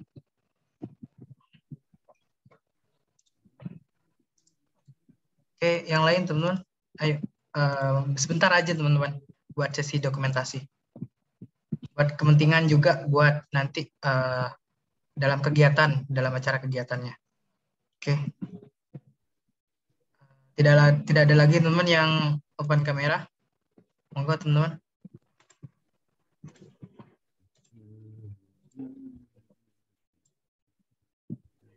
Oke. Mungkin sambil nunggu yang lain, monggo teman-teman ya. Sebentar aja mungkin 5 menitan atau 2 menit, 3 menit. Sebentar cuman sesi dokumentasi ya teman-teman ya. Foto bersama untuk sesi dokumentasi pada acara pagi hari ini.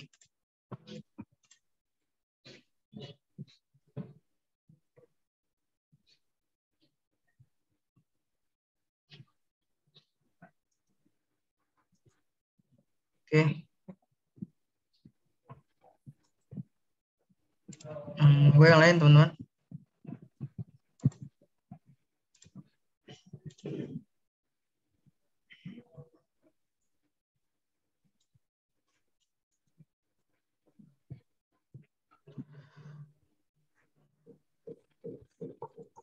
Oh iya, selagi menunggu yang lain open kamera, ini juga ada titipan dari panitia. Teman-teman bisa mengisi form feedback untuk kegiatan hari ini. Jadi monggo teman-teman bisa diisi dengan teman-teman berpendapat tentang kegiatan pada hari ini, maka itu bisa membangun teman-teman panitia supaya kedepannya bisa mengadakan kegiatan dengan lancar tanpa adanya kesalahan yang terulang kembali pada acara pagi hari ini. Oke. Saya minta diri ya. Oh, iya Pak. Iya, tidak. Silakan Pak. Gak apa. Selesai kan? Iya. Mungkin sebentar Pak, dokumentasi sebentar ya. Sebentar. Terima kasih atas kesempatan ini. See you again next time in another time. Ya, assalamualaikum warahmatullahi wabarakatuh. Waalaikumsalam warahmatullahi wabarakatuh. Terima kasih Ustadz. Alright. Oke, nggak apa-apa teman. Silakan yang on-cam untuk buat sesi dokumentasi. Silakan meskipun tidak ada Ustadznya, masih penting buat ini ya, buat kedepannya. Oke. Kalau gitu, ini mungkin teman panitia, silakan ini ya, langsung minta tolong di screenshot ya, didokumentasikan. Oke, kalau gitu aku hitung ya teman-teman ya. Oke, 1, 2, 3. Oke, terima kasih. Lagi. Buat dokumentasi lagi. Oke. 1, 2, 3.